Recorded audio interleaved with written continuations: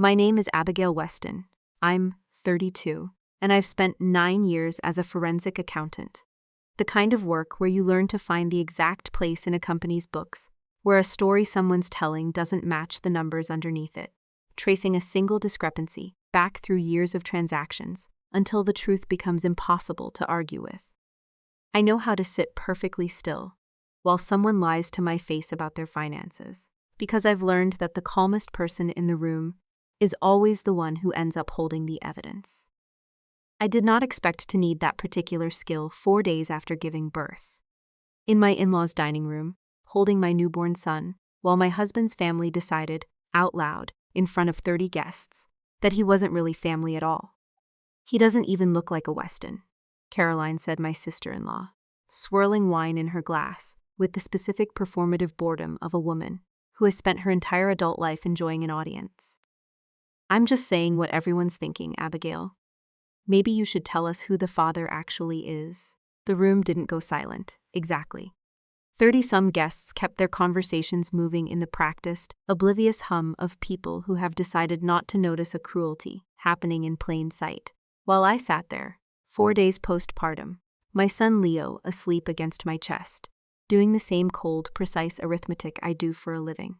Except this time the ledger was my own marriage, and the number I kept landing on was the specific, quiet total of every warning sign I'd spent 2 years quietly filing away and never once let myself add up.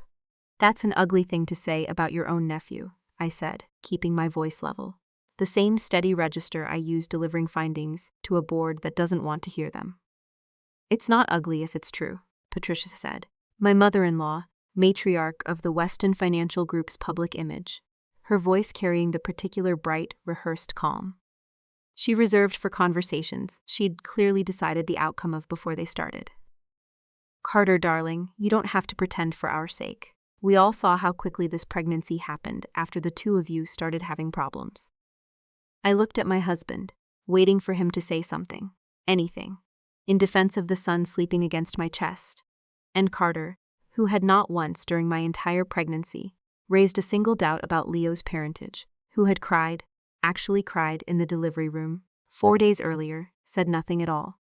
He looked at his father instead, the way he always did before deciding what he was allowed to believe, and Richard Weston, founder and CEO of the empire.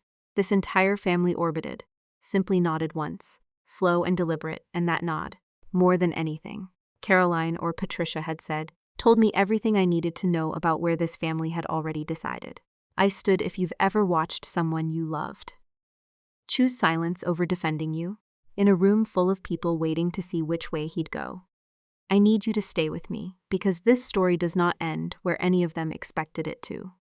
I want to explain, before I go any further, exactly what 2 years of marriage into the Weston family had actually taught me. Because, as I don't think the dining room scene carries its real weight without that context underneath it.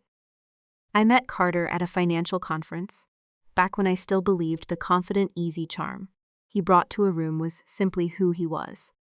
Rather than a performance calibrated for an audience, he'd spent his entire life needing to impress.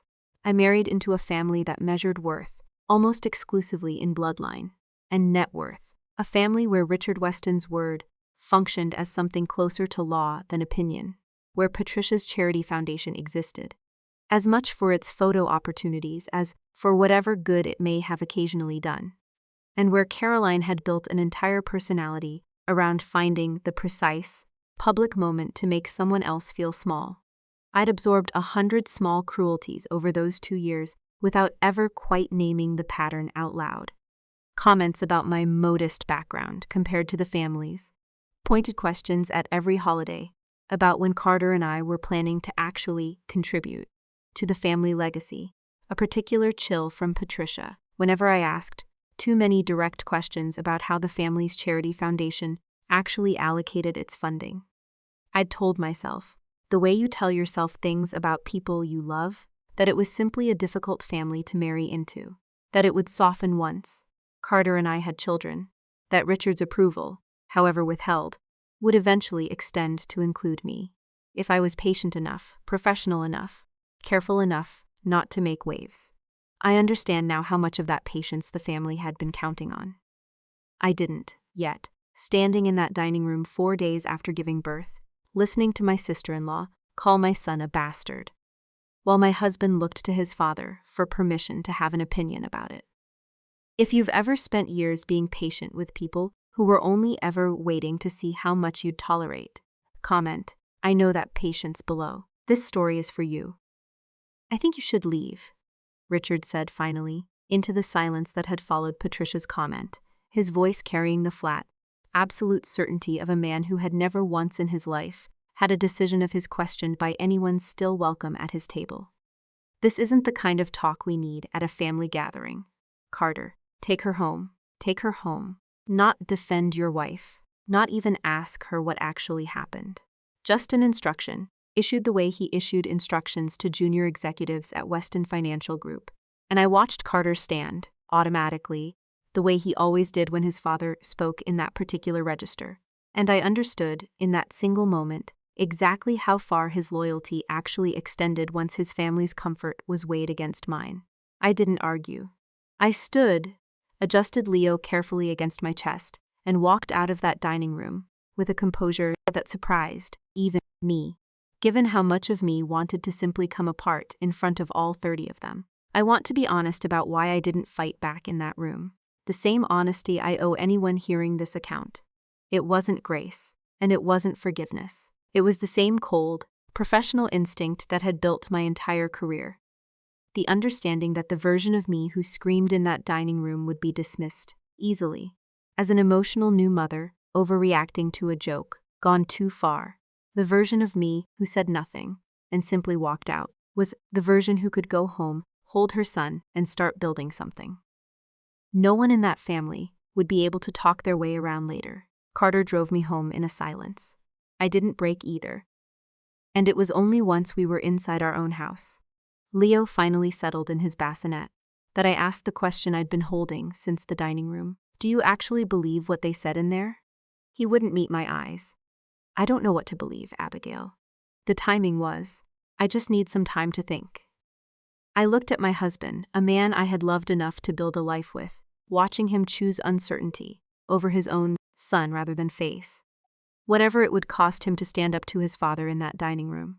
And I understood, with a clarity that felt almost physical, that whatever happened next in this marriage, I was no longer going to be the one doing all the emotional labor of holding it together on my own.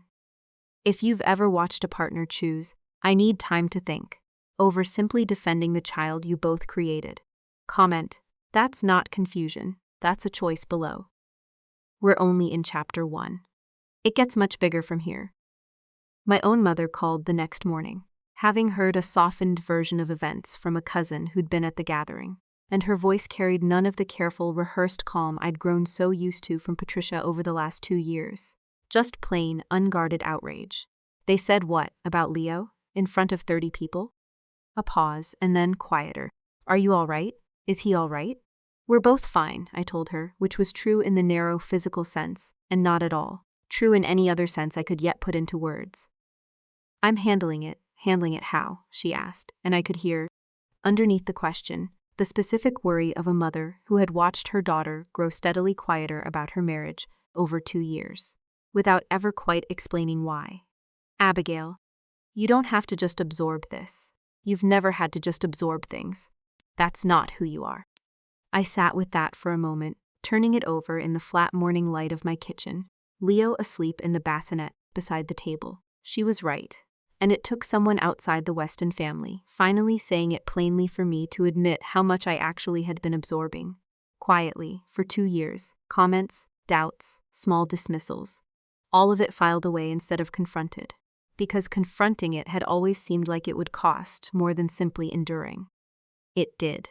I'm not going to keep absorbing it, I told her. And I meant it more than I think either of us fully understood yet. I just need to be smart about how I respond, instead of reacting the way they clearly expect me to. You've always been smart about things, she said. I just want you protected too, while you're being smart. I promised her I would be, and I meant that as well, though I didn't yet know exactly what protecting myself was going to require. I only knew, hanging up the phone, that the difference between the daughter my mother remembered and the wife I'd quietly become over 2 years of marriage into the Weston family was wider than I'd let myself see clearly until a dining room full of relatives had shown me exactly how little my silence had actually purchased me. If you've ever had someone outside a difficult family situation say the thing you'd stopped being able to see clearly yourself. Comment. Outside eyes matter below. Carter came to me that evening with an approximation of an apology, the kind I recognized immediately as more strategic than sincere. The same careful, calibrated warmth he used when he needed something to go a particular way without having to work too hard for it. I talked to my father, he said. He agrees the comments went too far. He wants to smooth things over. Maybe a dinner next week, just the four of us, so everyone can put this behind them. Do you believe Leo is your son? I asked him directly, because I was done accepting approximations of anything. He hesitated, long enough that the hesitation itself was its own answer. I believe you, he said finally, which was not, I noticed immediately, the same thing as the question I'd actually asked. I just think we need to get past this as a family, for Leo's sake as much as ours. Getting past it isn't the same as anyone actually taking it back, I said. Your mother called our son a bastard in front of 30 people, and your father's idea of resolving it is a quiet dinner where nobody has to actually say they were wrong. That's not smoothing things over, Carter. That's just making sure it never has to be discussed again. He didn't have an answer for that, and I understood, watching him search for one anyway. Exactly how thoroughly his family had trained him to prioritize the appearance of resolution over the substance of it. I agreed to the dinner anyway, not because I believed it would produce anything real, but because I understood, even then, in that first raw week, that whatever I eventually did about all of this, it would help enormously to have watched the family's actual behavior up close a little longer before I decided exactly what shape my response was going to take. If you've ever agreed to something you already suspected wouldn't produce anything real, simply because you needed more time to watch and understand. Comment, strategic patience. Below. I thought, that week, more than I had in months, about Richard's older sister, and the strange, unguarded comment she'd made 18 months earlier about the real story of how this family started. I'd let it go at the time, distracted by wine and the general chaos of a large family gathering, filing it away in the same mental drawer where I'd been quietly storing every other small inconsistency I hadn't yet had the space or the courage to examine directly. I found myself, that week, returning to it again and again, turning the fragment over the way I turn over a single unexplained transaction in an otherwise orderly ledger. Small on its own, but the kind of anomaly that experience has taught me rarely stays isolated once you actually start looking. I didn't have a plan yet. That first week home with Leo, exhausted in the specific bone-deep way that only new motherhood produces, made harder by a family that had used my most vulnerable week to publicly question my son's legitimacy, instead of simply welcoming him. I only had a decision, made quietly in the middle of a sleepless night. With my son finally settled against my chest, that I was done being the daughter-in-law who absorbed things quietly, and that whatever the Weston family's story actually was, underneath the version they'd spent decades presenting to the world, I intended to find out exactly how much of it was true. If you've ever decided, in the middle of an exhausted, sleepless night, that you were finally done absorbing what a family expected you to carry quietly. Comment, the accounting starts now, below. Chapter 2 is where I open the first file. I went back to work 6 weeks after Leo was born, earlier than I had originally planned, because sitting alone in the house with my thoughts had started to feel considerably more dangerous to my composure than sitting at my own desk, surrounded by the specific, orderly comfort of ledgers that always, eventually, told the truth, if you looked closely enough. My firm handled forensic work for a range of clients, corporate disputes, insurance fraud investigations, the occasional estate matter, the kind of work that had taught me, over 9 years, exactly how patient you had to be, to find the one transaction that didn't match the story everyone else had already agreed to believe.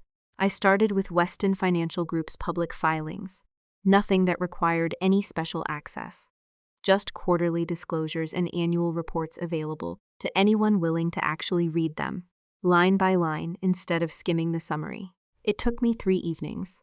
After Leo was down for the night, sitting at my kitchen table with a glass of wine, I mostly didn't touch, to find the first thing that made my hands go still on the keyboard. A series of transfers from the Weston family.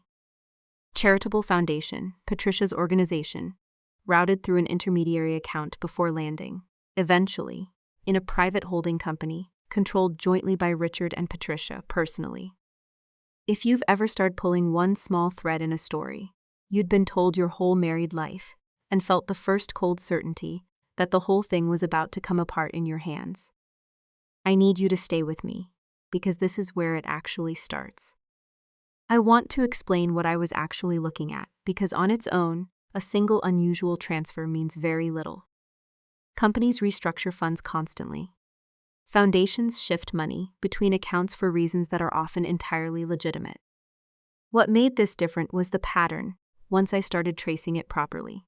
Over 6 years, nearly $4 million donated publicly to the Weston Family Charitable Foundation.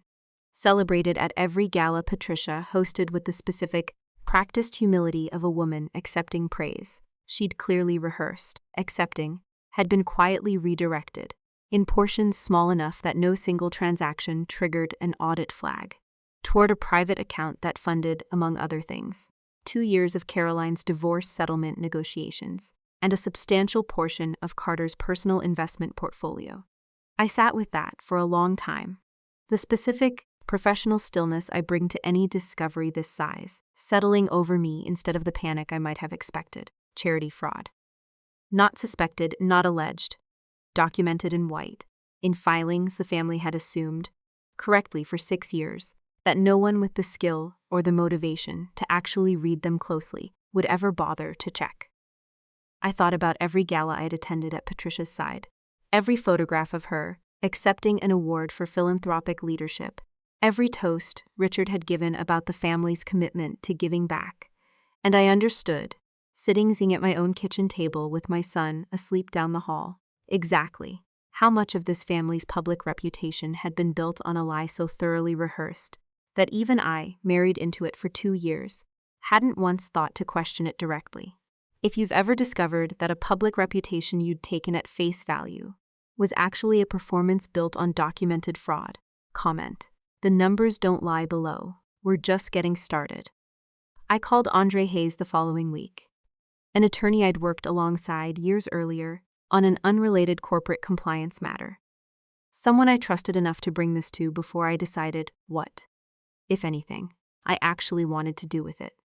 We met at a coffee shop far enough from either of our usual circles that I didn't have to worry about being recognized, and I watched his expression shift, page by page, from polite professional attention into something considerably more focused as I walked him through what I'd found. This is significantly larger than a family dispute, he said finally, setting down the foundation's filings and looking at me directly. If what you've traced here is accurate, and it looks meticulous, which works strongly in your favor, you're looking at charity fraud, serious enough to draw federal attention, on top of whatever personal issues brought you to my table in the first place. I want to be direct with you about what that means. This isn't something you can quietly threaten someone with and walk back later. Once this moves, it moves all the way. Are you certain that's what you want?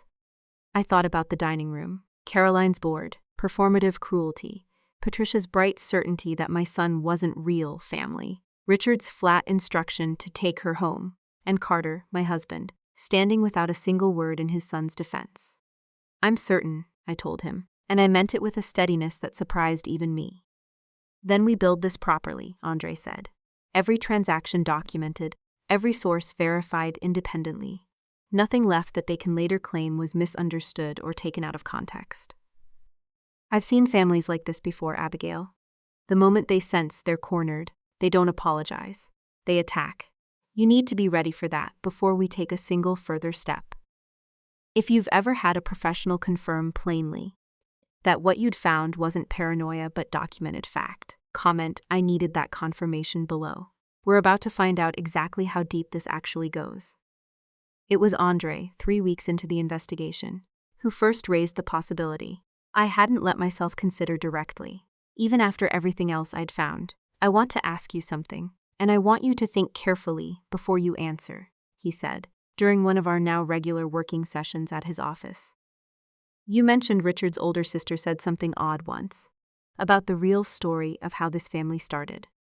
Has anyone in this family ever discussed how Richard actually came to run Weston Financial Group? Whether he built it or inherited it, or something else entirely. I sat with that question for a long moment, running back through 2 years of family dinners, toasts, careful retellings of the Weston legacy that had always centered Richard as a self-made force of will, building an empire from nothing through sheer, ruthless determination. Richard always tells it like he built the company from the ground up, I said slowly. I've never heard anyone tell it differently. Why? Because something in the corporate registry doesn't match that story.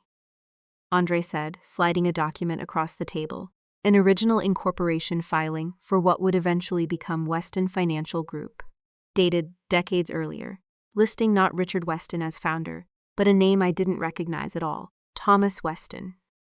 Richard's brother, I said, remembering distantly, a single mention at a family dinner, years ago, of a brother who died young, a subject Patricia had steered away from so quickly at the time that I'd never had reason to think about it again. Deceased, according to the state records, not long after this filing, Andre confirmed. I don't yet know exactly how the company transferred from him to Richard or under what circumstances. But given everything else we've already found, I don't think it's a coincidence that this is a subject the family has apparently trained everyone never to ask about directly. I sat back in my chair, the same cold, careful arithmetic I do for a living, running almost involuntarily now, a decade of small inconsistencies finally starting to arrange themselves into something resembling a shape. Charity fraud. A company whose true founding history had been quietly buried. A family whose entire public identity rested on a bloodline story I was only now beginning to suspect had never been entirely true. I need everything you can find on Thomas Weston, I told Andre. Whatever happened to him, and however this company actually ended up in Richard's hands. I think it's the thread that's going to unravel the rest of this. If you've ever pulled one thread, expecting a small answer, and found an entire hidden history instead, comment, it's always bigger than you think below. Chapter 3 is where everything I've found finally forces a confrontation. Patricia invited me to lunch that same week, an invitation that surprised me enough that I almost declined it before curiosity got the better of caution. We met at a restaurant she favored for exactly this kind of conversation, the kind of place where the tables sat far enough apart that a difficult subject could be raised without anyone else overhearing it, and I understood, sitting down across from her, that whatever this lunch actually was, it had been planned with the same careful precision Patricia brought to everything.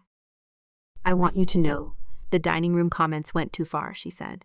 Once our orders had been placed, her voice pitched into the warm, practiced register I'd come to recognize as her opening move in any conversation she intended to control. Caroling can be careless. But you have to understand, Abigail, this family has worked very hard to protect what it's built. When something threatens that, even innocently, people get defensive. It isn't personal. Calling my newborn son a bastard in front of 30 guests feels fairly personal, I said, keeping my voice even. Her smile didn't waver, but something behind her eyes sharpened, the same recalibration I'd start to recognize as a family trait rather than an individual one. I only want what's best for this family, and that includes Leo, whatever his parentage turns out to be. I'm simply saying, a paternity test would put all of this behind us. Wouldn't it be a relief to have the question settled once and for all, instead of letting it linger at every gathering?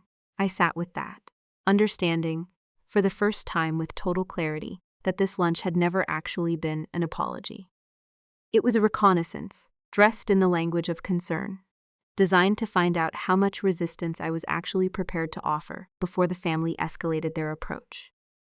I don't need a test to know who my son's father is, I told her, but I'm curious why this family is so eager to have one performed publicly, at a shareholder gala, instead of privately, quietly, the way any family that actually cared about protecting a child would prefer to handle something this sensitive. Patricia's expression flickered, just slightly, before settling back into its practiced warmth. I only want harmony, Abigail. That's all any of us want. I didn't believe her, and I don't think, watching her carefully composed face across that table, she expected me to. I understood, walking out of that restaurant, that whatever the Weston family's real motivations were for demanding a public test, harmony had nothing to do with it.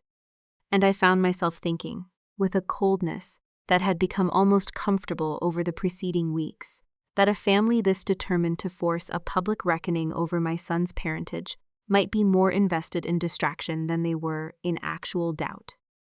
If you've ever sat across from someone delivering concern as a performance, while their actual motive sat just barely hidden underneath it, comment, "I see through that" below. I mentioned the lunch to Andre that same afternoon, and his reaction confirmed the instinct I'd been circling, without quite naming it. A public paternity test, timed to a shareholder gala, isn't about Leo at all, he said. Think about the audience. Investors, board members, the press. If they can make this into a spectacle about your fidelity, it becomes the story everyone's discussing, instead of the foundation's finances, instead of anything else we might eventually bring forward. It's a diversion, Abigail, and a fairly effective one, if you let it happen on their terms instead of yours. So what do? I asked. You let them believe you're still uncertain, still hurt, still absorbing what happened in that dining room, Andre said, and you let us keep building, quietly, until we have enough that when this finally does become public, it happens entirely on our terms, not theirs. A public spectacle about a paternity test is exactly the kind of narrative. A family like this knows how to survive. A federal investigation into charity fraud, corporate mismanagement, and a company built on a story about its own founding that turns out to be false. That's not something even the Westons can spin their way out of. I thought about Patricia's careful, rehearsed warmth over lunch, Carter's continued silence at home, Richard's flat certainty that a public test would simply settle things, and I understood, driving home that evening, exactly how much patience this next stretch was going to require of me.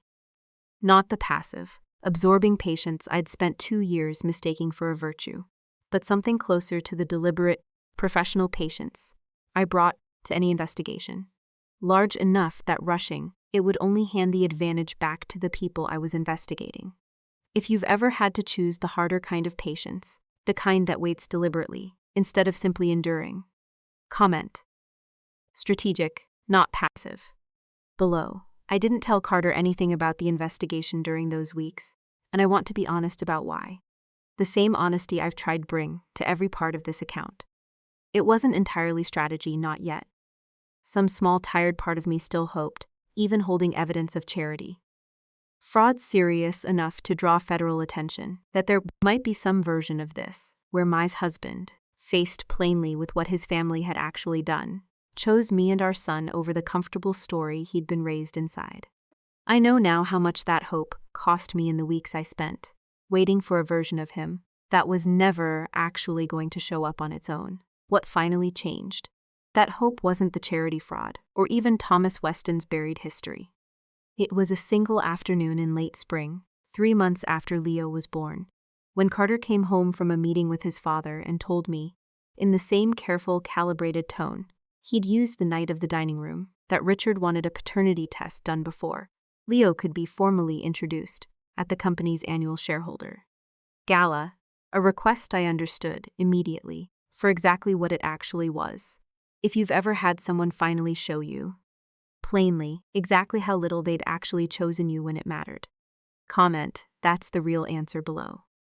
We're almost to the breaking point.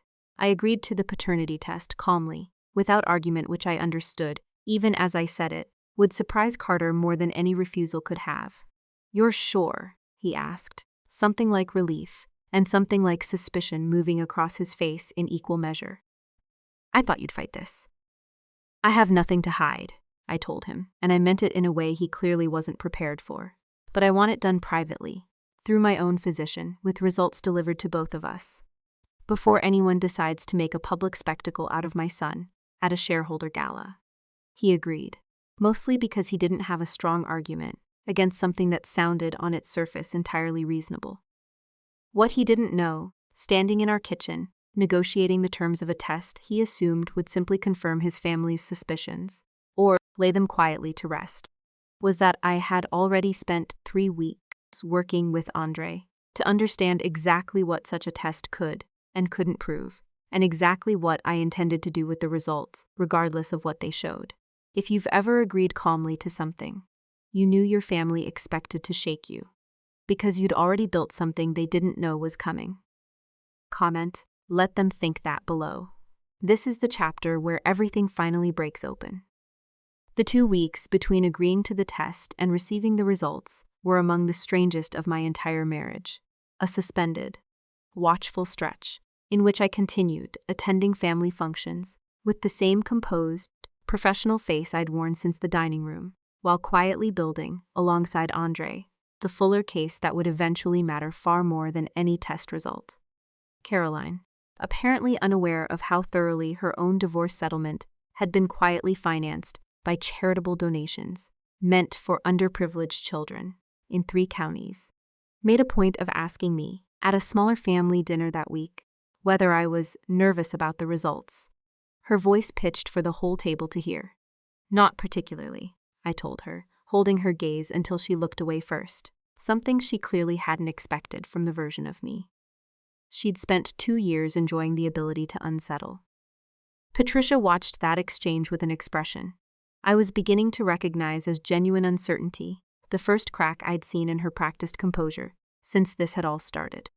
I understood, watching her watch me, that some instinct in her had already begun to register that the daughter-in-law who used to simply absorb these dinners quietly was no longer in the room. Even though I hadn't said or done anything yet that she could point to directly. If you've ever felt someone start to sense a shift in you before you'd given them a single concrete reason to notice it, comment, they can feel it too below. The results confirmed what I had never once doubted. Carter was Leo's biological father, a fact that should have ended the entire ugly episode in the dining room.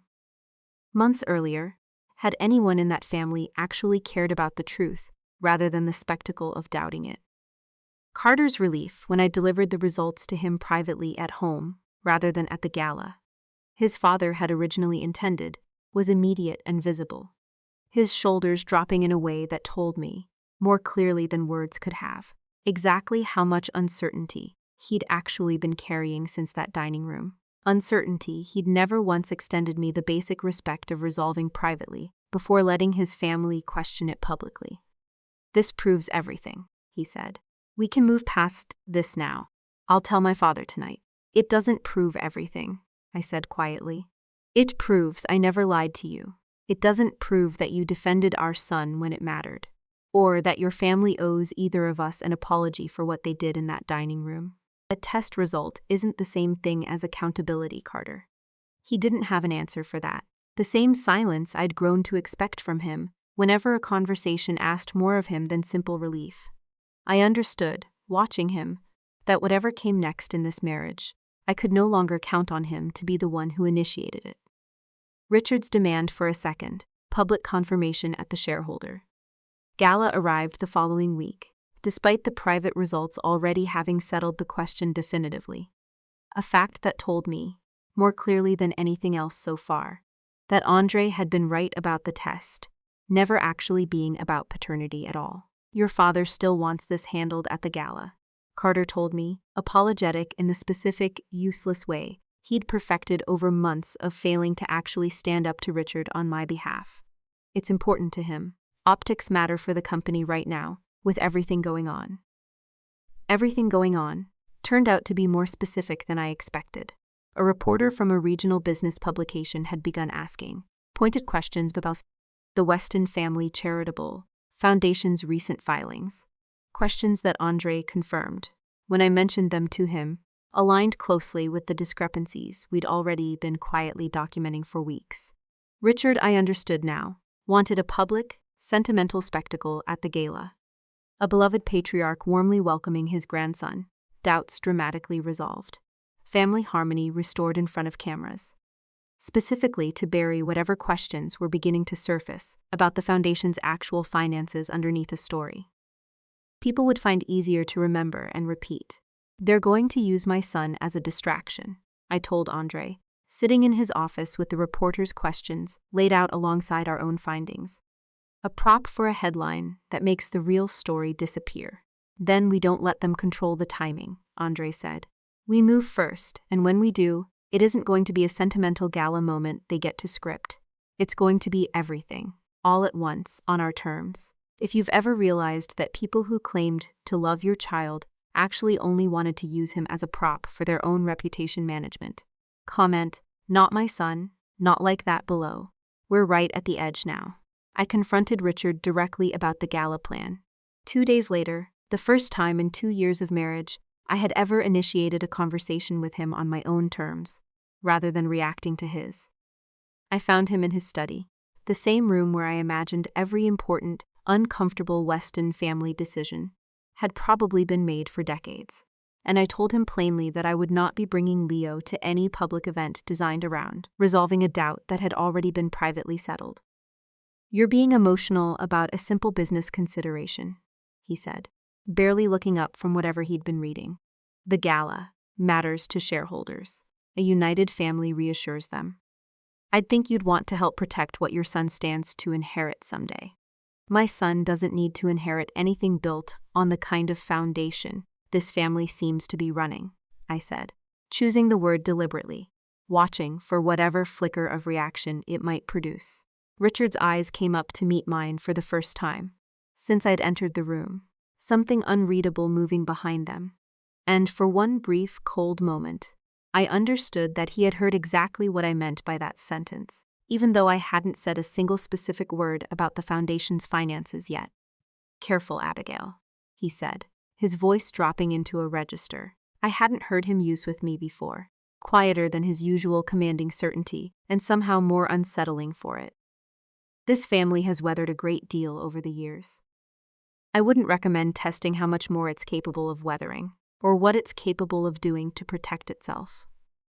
I left his study without answering that directly, understanding walking back through that enormous house that I had just received the closest thing to a confession I was going to get from Richard Weston before the evidence forced one out of him properly. He hadn't denied anything. He had simply warned me plainly that he knew there was something worth protecting, and that he considered himself capable of doing whatever protecting it required. If you've ever heard a warning that told you everything, precisely because of what it didn't bother denying, comment, that silence was the confession, below. I stopped waiting for Carter to become the husband I'd once believed he could be. Somewhere around the same week, I finally understood, with total clarity, exactly what infrastructure, not family, actually meant in practice. I had spent 2 years being useful to this family in every way that cost me something and benefited them. A professional credential that added respectability to family gatherings. A quiet, uncomplaining presence at every gala. A wife who absorbed slights, so the family's public harmony never had to be disturbed by an honest conversation. I had never, not once, been treated as someone whose comfort, whose son, whose actual well-being mattered as much as the family's carefully managed image. I thought about Patricia's lunch, her careful concern that was never actually concern at all. I thought about Richard's flat instruction to take her home, delivered without a single question about what had actually happened. I thought about Carter, standing silent in that dining room, and standing silent again, every time since, whenever silence was easier than actually defending the people he claimed to love. I understood, finally, that I had been treated, consistently, for 2 years, not as a daughter-in-law this family valued, but as infrastructure, a useful, convenient presence. Right up until the moment convenience required me to disappear quietly and let someone else's comfort take precedence over my own.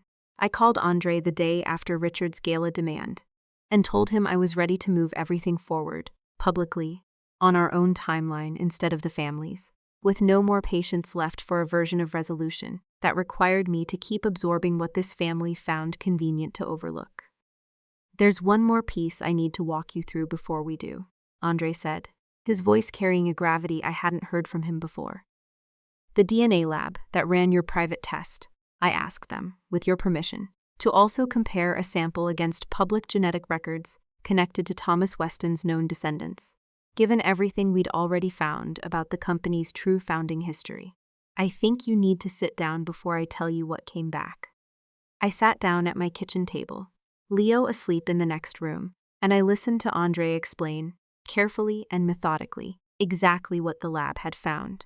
A genetic marker connecting Leo, through Carter, to Thomas Weston's line, in a pattern that didn't simply confirm Carter's paternity, but raised a question about Carter's own parentage, that Andre said would need considerably more investigation before either of us could say anything definitive.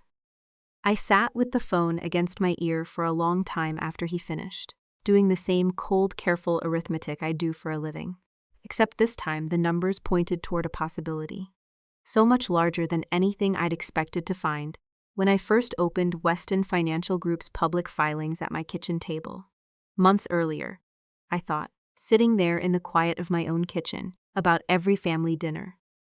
Where Richard had looked at Carter with that particular expression, I'd always read as assessment rather than affection.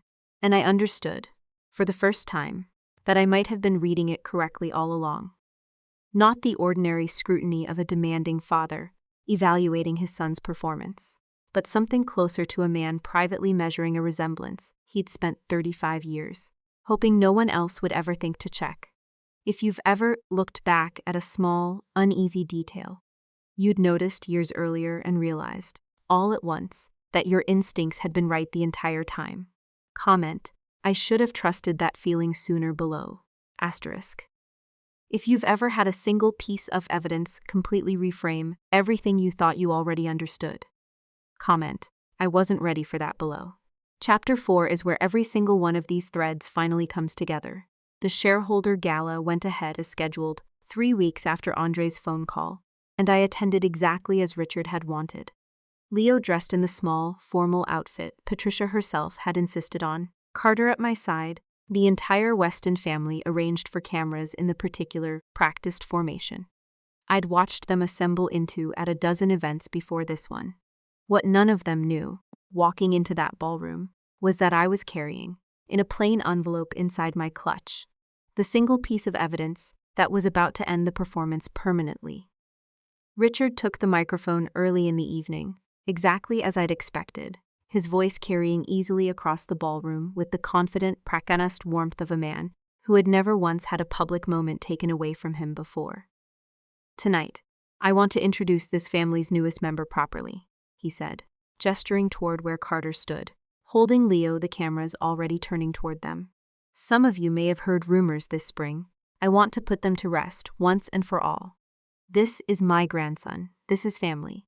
I walked forward before Carter could say anything, before Richard could finish whatever rehearsed sentiment he'd prepared next, and I set the envelope on the podium in front of him. Since we're settling questions of parentage publicly tonight, I said, my voice carrying clearly enough that I didn't need the microphone. Richard still held. I think everyone here deserves the same clarity you just demanded of me and my son. If you've ever watched someone build an entire public performance around a lie and understood, in that exact moment, that you were the only person in the room who already knew how it was about to end, comment. The envelope is coming below. This is the reveal. Richard opened the envelope slowly, and I watched his composure. The same composure that had carried him through 35 years of boardrooms and galas, begin to fracture in real time as he read what was inside. The DNA comparison results, laid out plainly by an independent lab, establishing a genetic connection between Carter and Thomas Weston's biological line that did not match Richard's own genetic markers at all. Carter was not Richard's biological son. Whatever had actually happened decades earlier, in whatever circumstances had led to a young Thomas Weston's death and a company transferring quietly into Richard's sole control shortly after, the child everyone in that room had spent 35 years calling a Weston by blood had never actually been one. This is absurd, Richard said, his voice rising, though something in his face told a different story than his words did. The particular frozen stillness of a man realizing, in real time, that a secret he'd protected for over 3 decades had just become unrecoverable.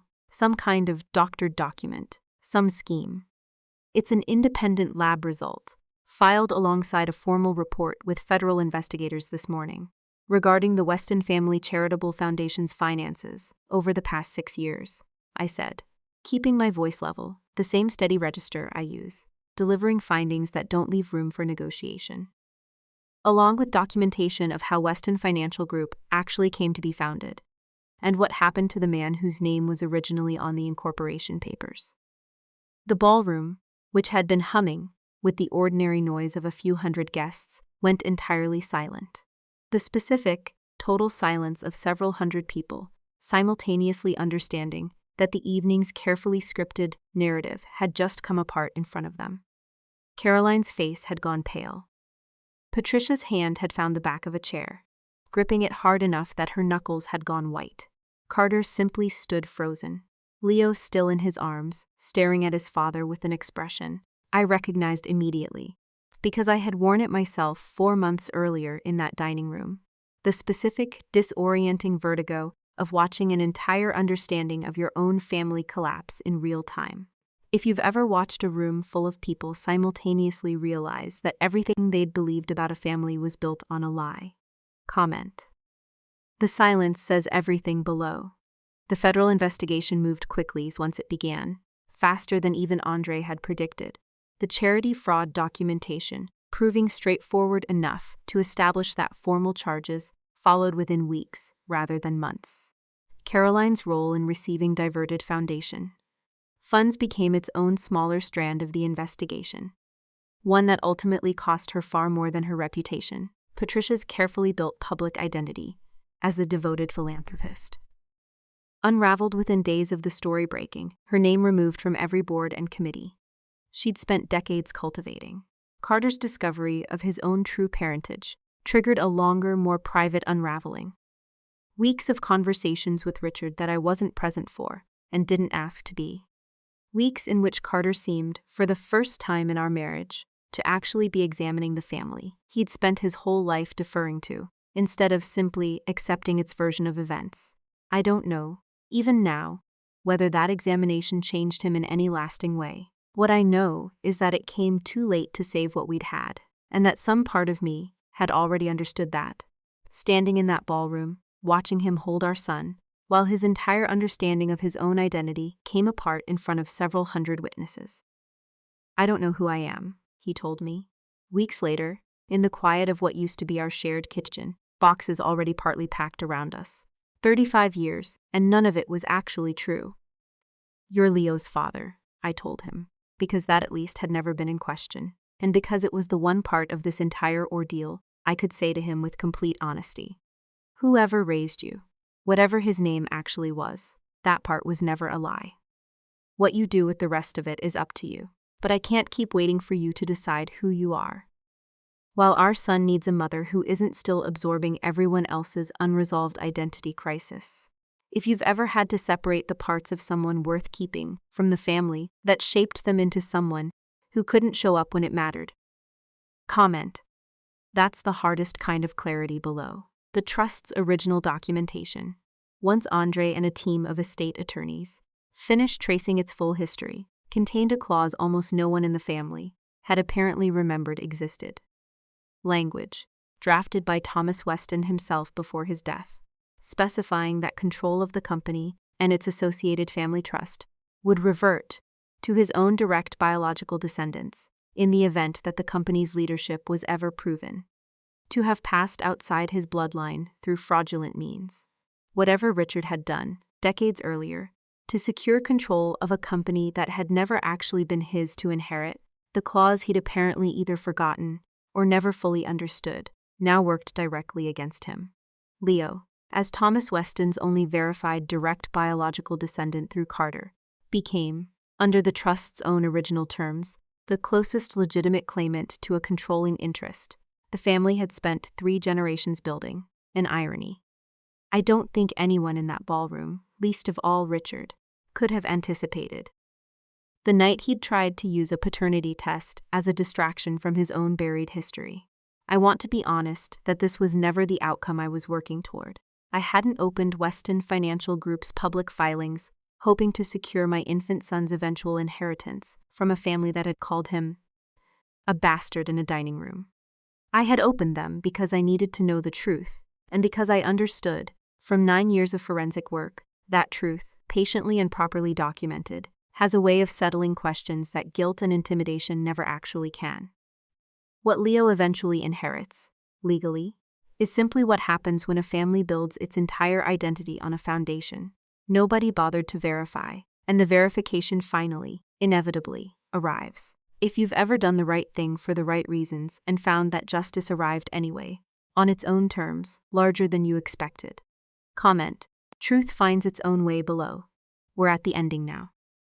6 months after that gala, Carter is serving the early stages of a federal sentence connected to his knowing participation in the foundation's fraud. Once investigators established, he'd been aware of the diverted funds for at least 2 years before Leo was born. Patricia lost her position on every charitable board she'd once chaired and lives now in a considerably smaller home. Her social standing gone as completely as the reputation she'd spent decades curating. Richard suffered a stroke during the second week of the federal investigation, and though he survived it, the company he'd built his entire identity around no longer answers to him in any meaningful sense. Caroline's divorce, already underway when this all began, finalized with considerably less generous terms than she'd expected, and she works now, by all accounts, in a job considerably less glamorous than the socialite life she'd once treated as an entitlement. I co-founded a forensic accounting firm with Andre 8 months after the gala. The two of us specializing in exactly the kind of patient, methodical work that had uncovered everything this story required to come apart. Leo is 2 years old now, safe, secure, and utterly unaware of how close his very first months of life came to being defined by a family that had decided, in a single cruel dining room comment, that he wasn't real family at all. I didn't get revenge, in the end, not in the way I think the version of me sitting in that dining room, 4 days postpartum, might have imagined wanting it. I got something quieter, and I've come to understand it as considerably more valuable. I got the truth, confirmed on paper, in a form no one could ever again talk me out of. I got my son's safety, secured not through anger but through patience and proof. And I got, for the first time in 2 years of marriage, complete clarity about exactly who had actually been on my side when it mattered, and who had simply been infrastructure to a family that only valued me for as long as I stayed quiet and useful. The greatest victory was never going to be watching the Westons lose everything. It was learning finally that I had never actually needed their approval to know my son was worth protecting. The end.